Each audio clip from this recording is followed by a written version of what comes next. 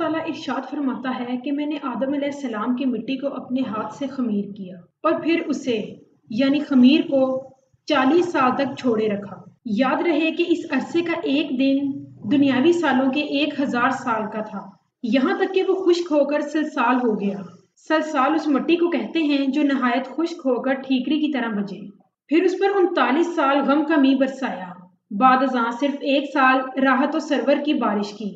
यही वजह है कि बनी आदम को गमो अलम घेरे हुए होते हैं, लेकिन इनका अंजाम सरूर पर होता है।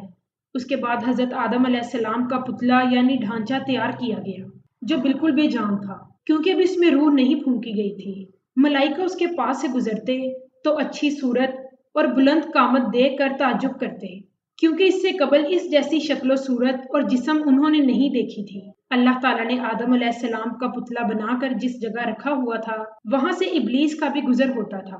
एक रोज जब इब्लीस अपनी जमात के हमरा वहां से गुजरा तो पुतला देखकर कहने लगा, ये किस वजह से बना है? अपना हाथ उनके जिस्म पर मारा तो खोखला मालूम हुआ, जिस्म के अंदर घुस गया और पीछे से निकल आया और अपनी जमात से कहने लगा, ये खोखला बना है, ये किसी बात पर साबित कदम ना रह सकेगा। अब मुझे बताओ ए मेरी जमात, अगर इसे तुमसे अफसल बनाया गया तो तुम क्या करोगे?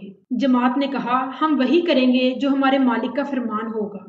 इस पर इब्लीस दिल में ख्याल करने लगा, अगर मुझसे अफसल बनाया गया तो मैं इसके ताबे नहीं करूँ।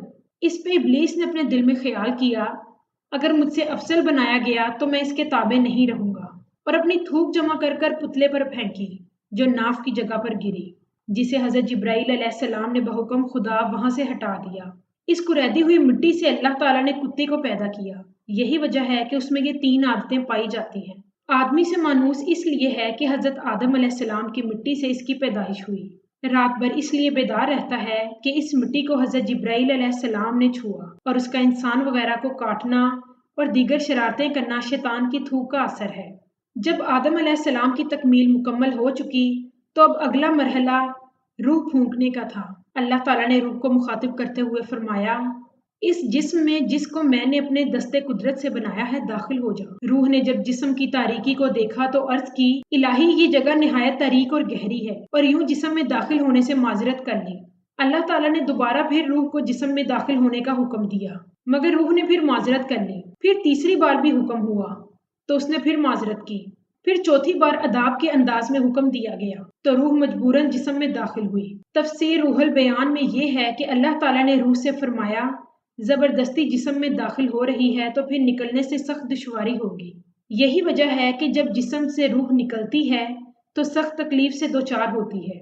रूह के इनकार का सबब ज़ाहिर ये भी था कि रूह लतीफ़ो नूरानी है, जबकि जिस्म आदम कसीफ़ो जुल्मानी, इसलिए इसमें दाखिला, एहतिलात और हमनशीनी से करार कर रही थी। लेकिन जब हज़रत मोहम्मद सल्लल्लाहु अलैहि वसल्लम को पेशानी आदम में मुनव्वर किया गया और उसकी नूरानी शुआओं से जिस्म आदम मुनव्वर हुआ तो रूह बिला तरद्दुद सरे मुबारक आदम अलैहिस्सलाम में दाखिल हुई। रूह जिस्म में दाखिल हो गई तो अब रूह का जिस्म अक़दस में सफ़र शुरू हुआ। सबसे पहले सर और पेशानी और दोनों कानों और जुबान में पहुंची, फिर तमाम जिस्म में फैलने लगी, यहाँ तक कि कदमों तक पहुंची तो आगे कोई राह ना थी। वापस नाक के सुराखों से निकली तो आदम अलैहिस्सलाम को छींक आ गई। ये वो पहली आवाज थी जो रूह के दाखिल होने के बाद जिसमें आदम अलैहिस्सलाम से आई, और ये छींक की आवाज थी। अल्लाह ताला ने फरमाया, कहो अल्हम्दुलिल्लाहि रब्बिल आलमीन। तो फिर हजरत आदम अलैहिस्सलाम ने ये अल्फाज कहे, और यूं ये वो पहले आवाज थे जो जुबानी आदम अलैहिस्सलाम से अदा हुए। इसके जवाब में अल्लाह पाक ने इरशाद फरमाया, यरहमुकल्लाह, अल्लाह ताला तुझ पर रहम करे। मनकूल है कि जब रूह घुटनों के अंदर दाखिल हुई तो आदम अलैहिस्सलाम ने चलने को चाहा, लेकिन चल ना सके। जब रूह कदमों में पहुंची तो चलने लगे। यहाँ आदम अलैहिस्सलाम की उजलत को देखकर अल्लाह ताला ने इरशाद फरमाया, इंसान जल्दबाज पैदा किया गया। महारजन नबूवत में है कि 40 साल रूह कासा सर में घूमती रही, और जिस तरफ भी पहुंचती बदन का वो हिस्सा जो ठीकरियों की तरह हो गया था गोश्त की पोस्ट में तब्दील हो जाता। फिर उनको नाखनों की तरह का लिबास पहना दिया गया, जिससे आदम अलैहिस्सलाम के हुस्न में रोज बरोज इजाफा होता गया। आप अलैहिस्सलाम उसी से मलबूस थे और उसी से उनका ताज था। और तफसीर रूहुल बयान में है कि इंसानी जिस्म में कुल 9 दरवाजे रखे गए। उनमें से 7 तो सर में हैं, जिनमें 2 कान, 2 आंखें, 2 सुराख नाक के और हल्क यानी मुंह का रास्ता, और आखिरी 2 दरवाजे कब्लो दुबुर का, جس سے فضلہ خارج ہو، اور عقل کو دماغ میں، حرص کو رانوں میں، غضب کو جگر میں، شجاعت کو قلب میں، رغبت کو حلق میں، ضحک کو تعال میں، اور خوشی و غم کو منہ میں رکھا گیا۔ بے شک پاک ہے وہ ذات جس نے ہڈی کو سننے کی اور چربی کو دیکھنے کی، گوشت کو بولنے کی اور خون کو پہچاننے کی طاقت بخشی۔ نفخ روح مکمل ہوئی، دل دھڑکنا شروع ہوا، دماغ سوچنے کے قابل ہو گیا، سانسیں چل پڑی، کانوں میں آواز آنے لگی، بند آنکھیں روشن ہو کر کھل گئیں، جسم میں حرکت پیدا ہو گئی۔ اب جو آدم علیہ السلام نے سر مبارک اٹھا کر دیکھا تو پہلی نظر لوح محفوظ اور قرآن مجید پر پڑی۔ آپ نے دیکھا کہ لکھا ہوا ہے لا الہ الا اللہ محمد الرسول اللہ۔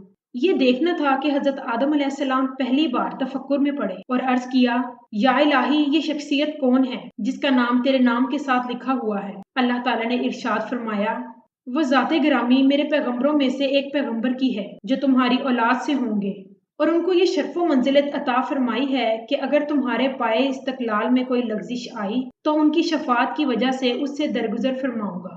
ناظرین، اس کے بعد اللہ تعالیٰ نے حضرت آدم علیہ السلام کو علوم سکھائے اور تمام زبانوں کا علم بھی عطا فرما دیا۔